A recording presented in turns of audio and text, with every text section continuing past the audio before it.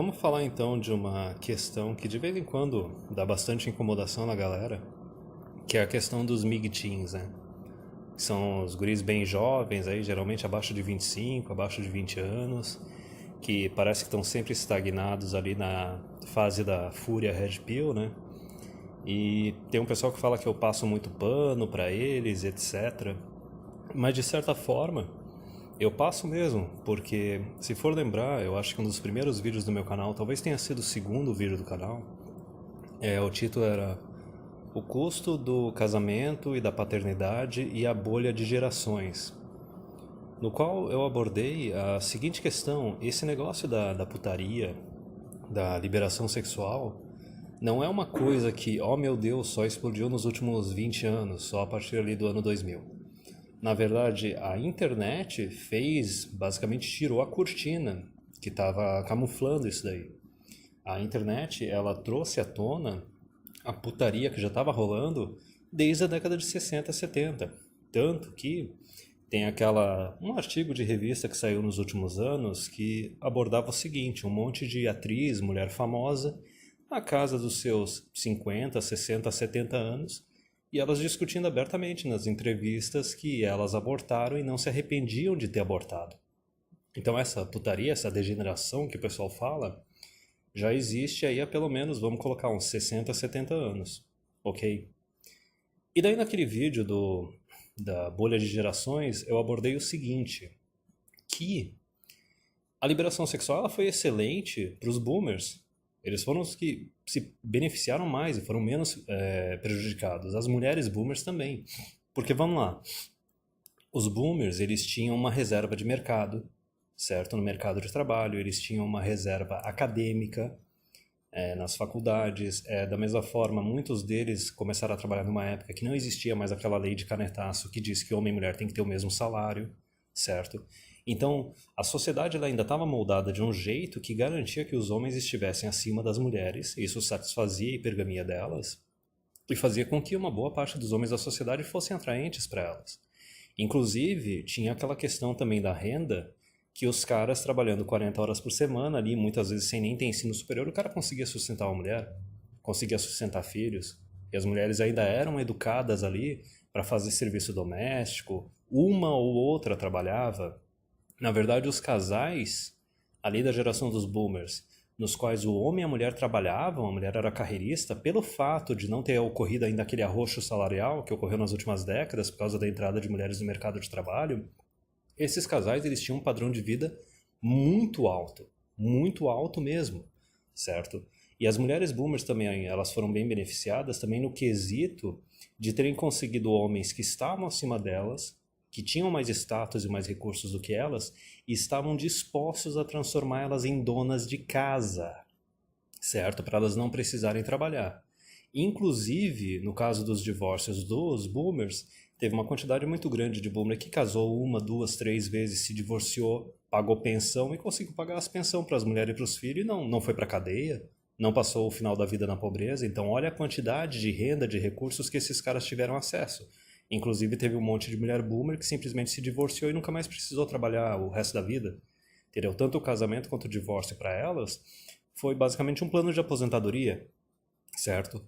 Só que conforme a sociedade foi se adaptando a essa entrada de mulher nas universidades, no mercado de trabalho, tu já pega ali geração X, certo? Anos 80 as mulheres já se tornaram maioria nas universidades brasileiras. Não preciso nem citar quais são os cursos, ok? Mas daí os homens também foram se adaptando, certo? Eles foram se adaptando que não, mulherada trabalha, mulherada estuda, a gente como homem nós não temos mais a nossa reserva profissional e reserva acadêmica, então a mulher hoje em dia ela tem que trabalhar mesmo e pronto, certo? Então isso é que é o custo, isso é que é a bolha de gerações. Aquele papo de que, sempre foi difícil conseguir mulher, que o Cogos falou, é besteira. Uma besteira absurda. Conforme as mulheres vão sendo cada vez mais empoderadas, para o homem mediano comum se torna cada vez mais difícil conseguir e principalmente, que isso que é o mais importante, manter uma mulher.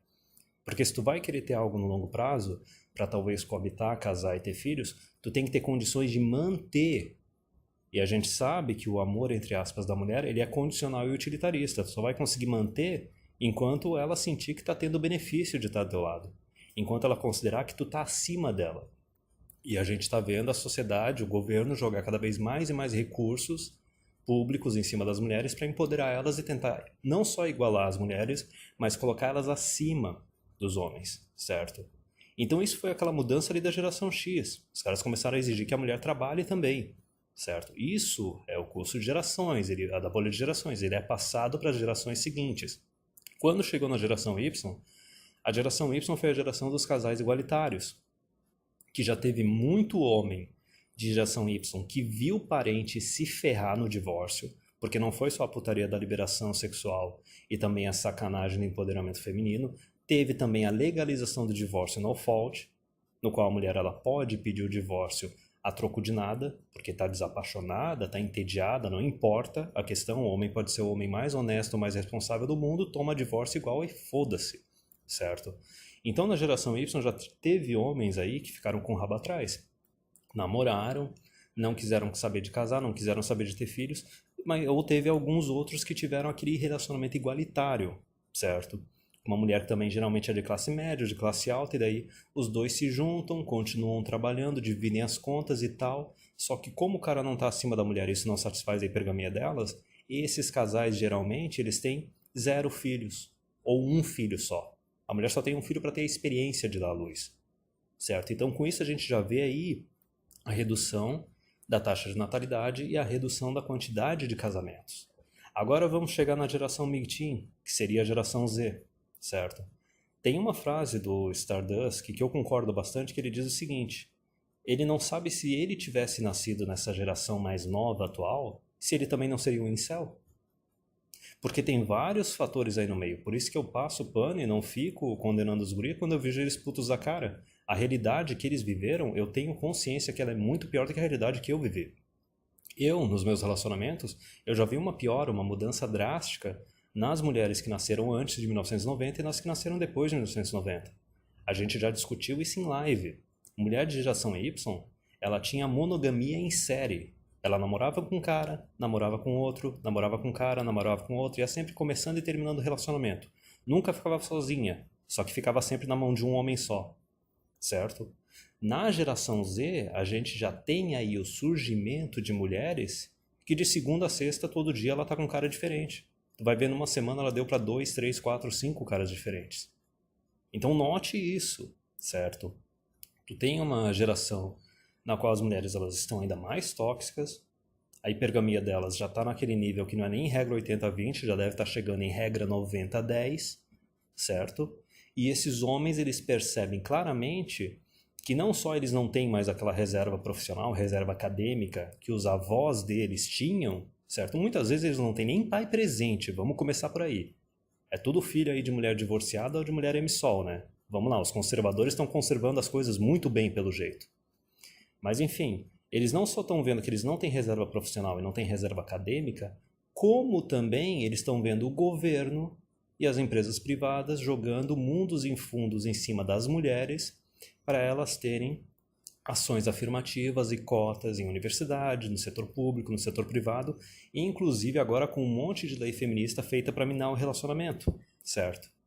Então, por exemplo, nessa comunidade a gente vai tratar das questões dos homens, e especialmente dessa geração mais nova, porque esse é o custo da bolha de gerações, o custo está sendo jogado em cima deles. Nós, como homens mais velhos, de 30, 40 anos, nós passamos por uns perrengues, só que não algo tão grave. A conta chegou neles com uma quantidade de juros muito maior, certo? E por outro lado, que nem foi discutido lá no artigo da bolha misândrica, também falou lá que o custo dessa sacanagem aí, que principalmente as boomers e as mulheres da geração X, só que também as de geração Y fizeram, tá chegando não só nos homens de geração Z, mas nas gurias de geração Z. Porque é o seguinte, tu vê também que a dificuldade, por isso que muitas delas nem querem saber mais de relacionamento, querem casar com o Estado mesmo ou virar carreirista, mas que ainda as mulheres mais jovens aí de geração Z, que ainda têm alguma pretensão de casar, de coabitar, de ter filho, até mesmo algumas de geração Y, elas estão ferradas? Elas estão ferradas porque, por causa do sisterhood uber alles, da mentalidade coletivista da mulherada, tu vê todo dia um monte de mulher passando comportamento tóxico na internet, na mídia, e a mulherada sempre passando pano. Quer dizer, a imagem coletiva das mulheres está só piorando. Entendeu? Como é que ela vai poder chegar para um cara e convencer assim, não, eu sou diferente, não, a gente pode ter um relacionamento sério, a gente pode casar, ter filho, coabitar. E não só isso. Isso daí a gente está falando só da parte social. Vamos falar da parte legal também. A quantidade de lei feminista que está sendo colocada, que está fudendo, já ferrou com paternidade e casamento. Agora está fudendo até com namoro. Certo? Já vai ferrar também com sugar daddies agora também. Então como é que uma mulher vai convencer o cara a investir num relacionamento? A casar, a coabitar? Inclusive porque com a mulherada que está encalhando, agora com a bolha misândrica, as mulheres que vão chegar aos 40 anos agora, entre 2020 e 2030, essa mulherada que vai encalhar, independente de ter virado solteira ou não, o fato é elas não terem arranjado marido, pode ter certeza que elas vão exigir mais socialismo, mais feminismo e mais leis feministas do governo. Então, da mesma forma, sim, tanto os guris quanto as gurias de geração Z vão pagar essa conta, certo? E vão se ferrar pra caramba. Mas pro lado das mulheres eu não tô nem aí, porque a gente sabe que elas têm benefício, elas têm privilégio.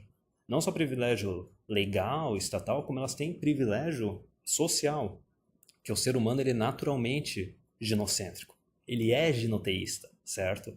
Mas e quanto aos homens, entendeu? Enquanto os homens de geração Z, os mais novos, eles só se fodem, entendeu? E é por isso que eu não fico dando puxão de orelha na geração MGTOW.